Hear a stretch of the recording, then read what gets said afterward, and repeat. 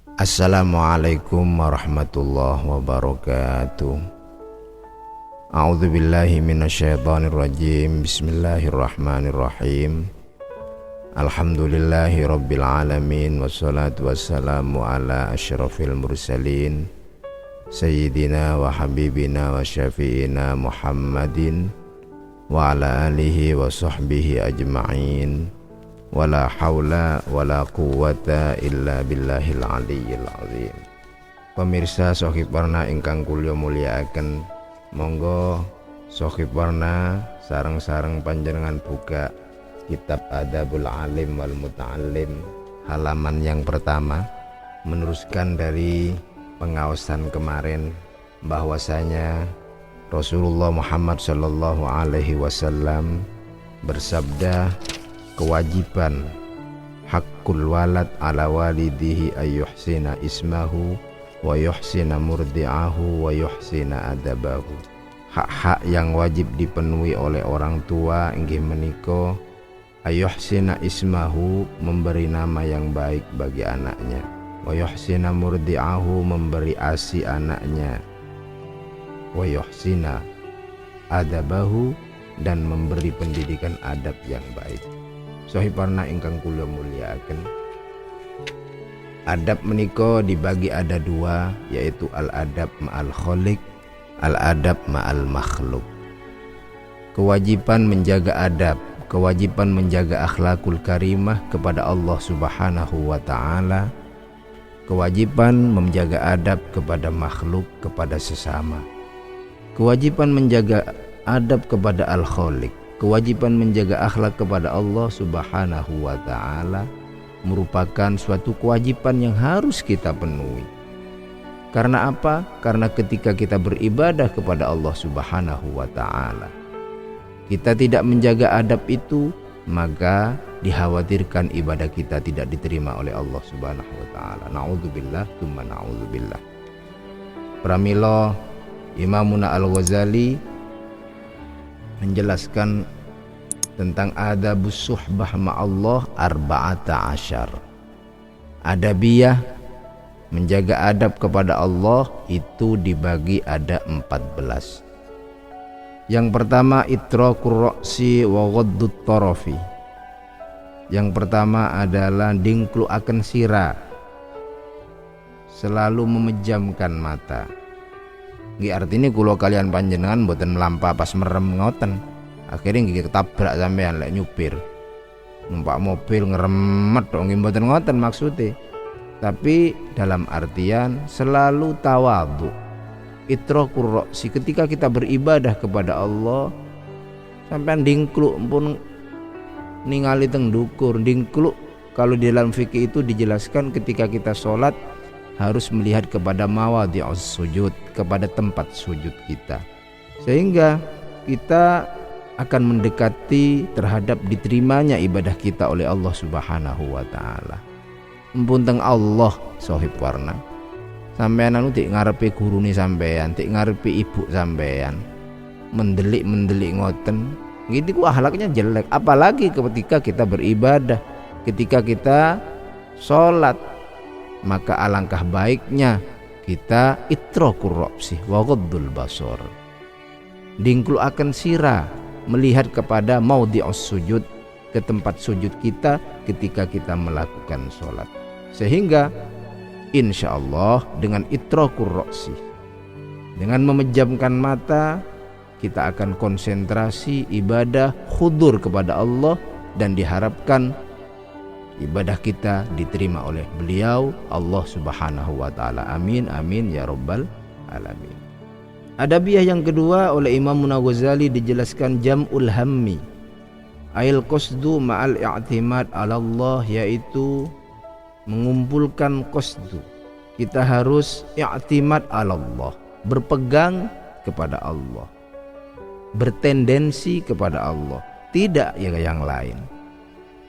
Pijakan kita hanya kepada Allah. Ketika kita beribadah kepada Allah, tidak ada yang bisa memberi madarat, tidak ada yang bisa memberi manfaat. Kulo kalian panjenengan diparingi rezeki, diparingi nikmat, semua tendensinya kepada satu, yaitu Allah Subhanahu wa ta'ala. Selanjutnya Imamuna Al-Ghazali meneruskan, adabiyah yang ketiga adalah dawamus sumti alam amma la yufidu fiddin. Selalu diam, tidak terlalu banyak bicara dari hal-hal yang tidak berfaedah di dalam urusan agama. Lek ngomong lek mboten perlu, lek mboten enten faedah nggih mboten ngomong. Paling-paling nggih ngomongi zikir teng Allah. Selalu membaca Al-Qur'an, selalu beribadah. Inilah adabiah-adabiah yang baik ma Allah. Selanjutnya beliau berkata, sukutul jawarih anil mulaghat. Adabiah yang keempat kata Imamuna Al-Ghazali, anggota kita, anggota badan kita tidak melakukan malaghat, tidak melakukan sesuatu yang nganggur, sesuatu yang tidak berguna, kecuali hanya digunakan anggota kita untuk beribadah kepada Allah. Dan yang kelima, Imamuna Ghazali meneruskan, mubadaratum tithalil amri minal wajib wal mandub. Kula kalian panjenengan mubadarah, cepat-cepat mengerjakan perintah Allah Subhanahu wa ta'ala. Kayak wayani zuhur, cepat-cepat sholat. Wayani asar, kula cepat-cepat sholat berjamaah. Bahkan di sini dijelaskan minal wajib wal mandub, dari sesuatu yang wajib dan sesuatu yang sunat. Mboten wajib tok konco sohib warna. Jadi sesuatu yang sunat juga dilakukan. Itu semata-mata karena kita menuruti perintah Allah, menuruti perintah Rasulullah Muhammad sallallahu alaihi wasallam. Dan yang keenam adalah ijtinabun nahyi ayil muharram. Adabiah ma Allah yang keenam adalah menjauhi apa yang dilarang oleh Allah, menjauhi sesuatu yang diharamkan oleh Allah. Adabiah yang ketujuh adalah qillatul i'tirad ay adamul i'tirad ala takdirillah.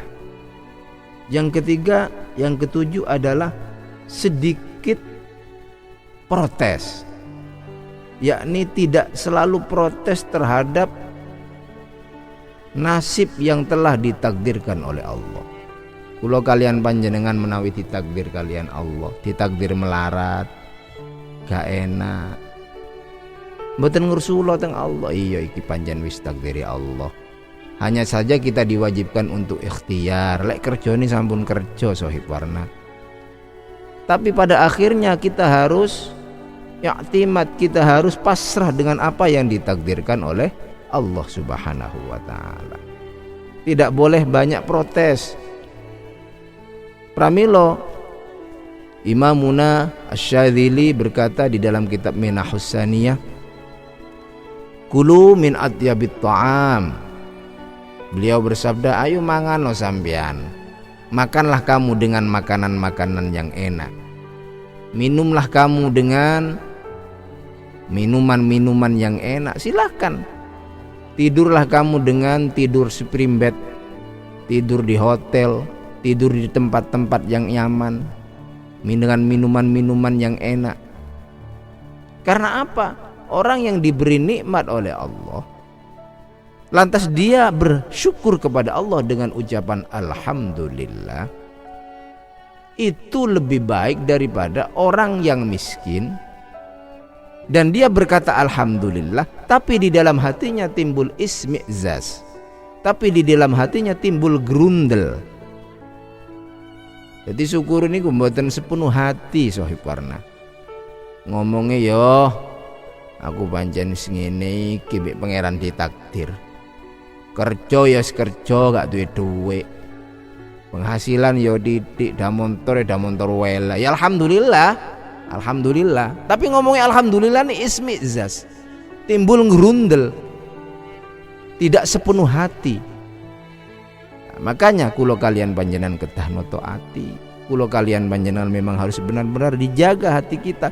Tidak semua orang kaya, tidak semua orang yang diberi kelapangan rezeki oleh Allah itu salah.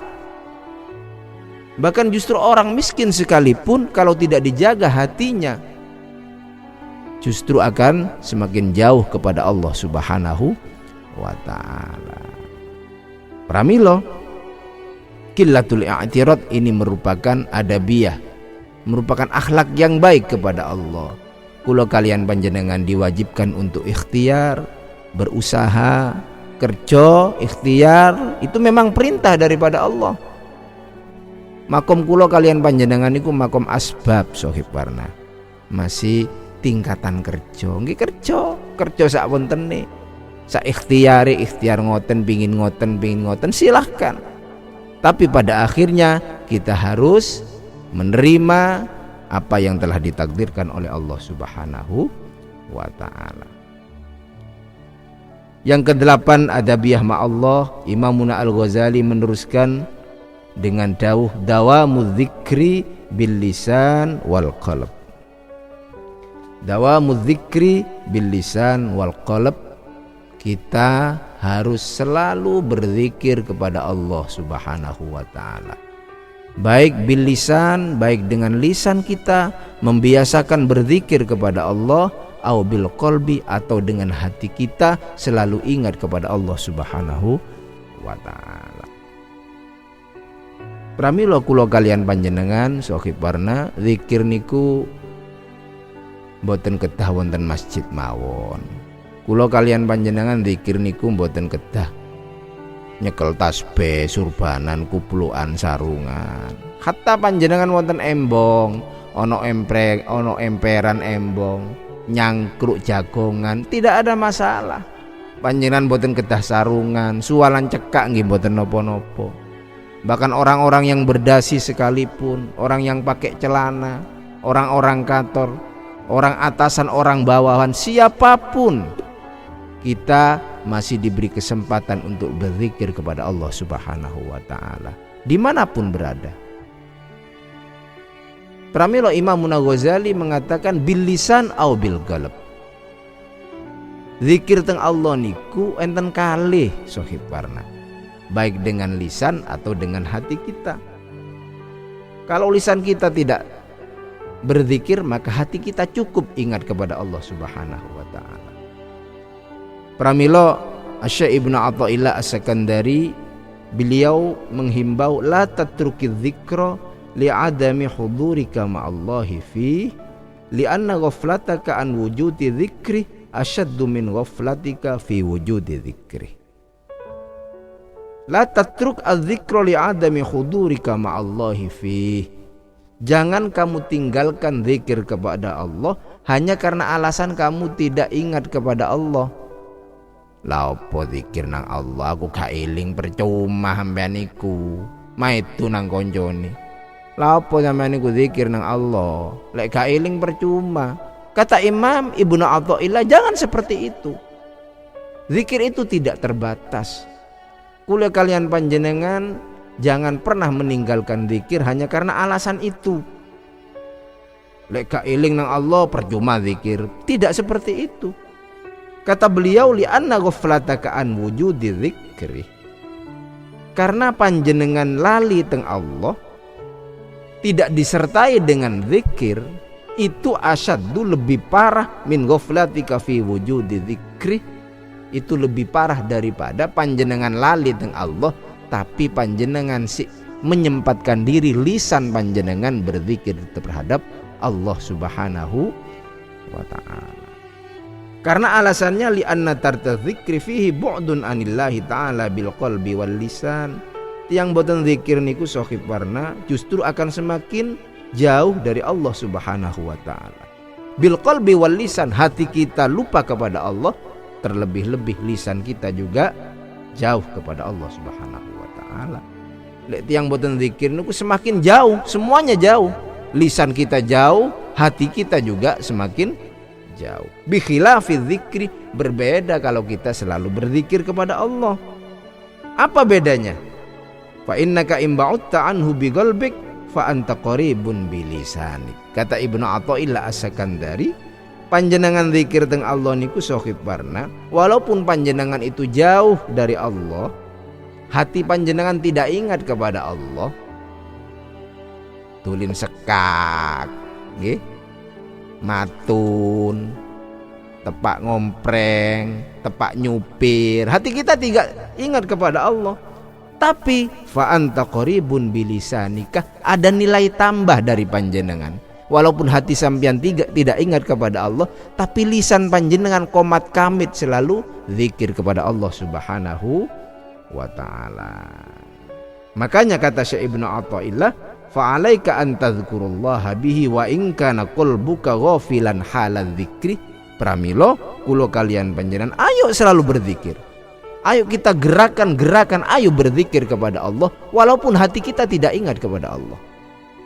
Karena diharapkan dengan komat kamitnya kita berzikir kepada Allah di mana saja, di tempat mana saja, kita insya Allah oleh Allah suatu saat akan diingatkan hati kita kepada beliau Allah Subhanahu wa ta'ala. Amin. Allahumma amin.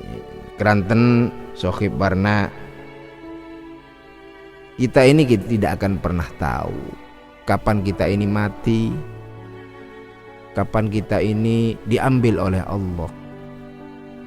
Dan kata Imamuna Al-Ghazali, kita ini yang penting adalah al-khawatim, pungkasan kulo kalian panjenengan, akhir mati kita. Tidak sedikit banyak orang yang ibadahnya banyak, ibadahnya tekun, tapi timbul takabur dan akhirnya mati dalam keadaan tidak membawa iman. Na'udzubillah tsumma na'udzubillah. Dan banyak sekali orang yang pertamanya kartu hitamnya banyak sekali, dia melakukan hal-hal yang dilarang oleh Allah, lantas setelah itu dia mengakui Allah ya'udha, dia tidak mau mengulangi apa yang telah dilakukan dari sesuatu yang dilarang oleh Allah, sehingga dia bertaubat dan pada akhirnya sebelum mati dia berzikir kepada Allah, ingat kepada Allah, sehingga matinya dalam keadaan husnul khotimah. Amin. Allahumma amin. Rasulullah Muhammad sallallahu alaihi wasallam bersabda, man kana akhiru kalamihi minad dunya la ilaha illallah dakhalal jannah. Barang siapa di akhir kalamnya ketika dia mau mati mengucapkan satu kalimat la ilaha illallah dakhalal jannah, maka dia akan masuk ke surganya Allah. Amin. Allahumma amin. Sohib Arna ingkang kula mulyakaken, ternyata di balik zikir itu banyak manfaat sekali. Di dalam kitab Fatawal Hadithiyah li Ibnu Hajar, Imam Ibnu Hajar ditanyai wasu'ila nafa'allahu bihi an hadits azibu ta'amakum bidzikrillah wassalah wala tanamu alaihi tawful qulubukum, fa ajaba biqaulihi rawahu Tabrani fil Awsat wa Ibnu Sini. Imam Ibnu Hajar ditanyai tentang hadis itu. Oh ya benar, memang hadis itu adalah hadis yang diriwayatkan oleh Imam Tabrani wa Ibnu Sini, bahwasanya Rasulullah Muhammad sallallahu alaihi wasallam bersabda, adzibu ta'amakum bidzikrillah, hancurkanlah makananmu, cernakanlah makananmu dengan berzikir kepada Allah Subhanahu wa ta'ala. Jadi kalau kalian panjenengan estuni di antara sabab musabab untuk makan cepat dicerna, cepat hancur di dalam perut kita adalah berzikir kepada Allah. Tapi di antaranya, pramila tiang-tiang sepusingen niku konco-konco, olahraga gak pati olahraga, tapi umuri 90, ono sing 100, ono sing 120. Ini karena apa? Karena sirkulasi yang ada di dalam perutnya selalu normal, makanannya selalu tercerna, cepat hancur dan cepat tercerna. Ini semua barokahnya berzikir kepada Allah Subhanahu wa ta'ala. Di dalam kitab lain, zikir itu asarnya, pengaruh daripada zikir adalah haroroh, timbul hawa panas. Sehingga kalau di dalam medis itu bisa menghancurkan lemak-lemak, kolesterol, asam urat, darah tinggi dan lain sebagainya. Apa yang ada di dalam tubuh kita akan sehat secara otomatis. Ini semua barokahnya berzikir, barokahnya ingat kepada Allah Subhanahu wa taala. Sohib warna ingkang kula mulyakaken, mekaten ingkang kula bisa sampaikan pada kesempatan kali ini. Kurang lebihnya kula nyuwun ngapunten ingkang kathah. Wallahu a'lam bissawab wa ilaihil marji' wal ma'ab. Assalamualaikum warahmatullahi wabarakatuh.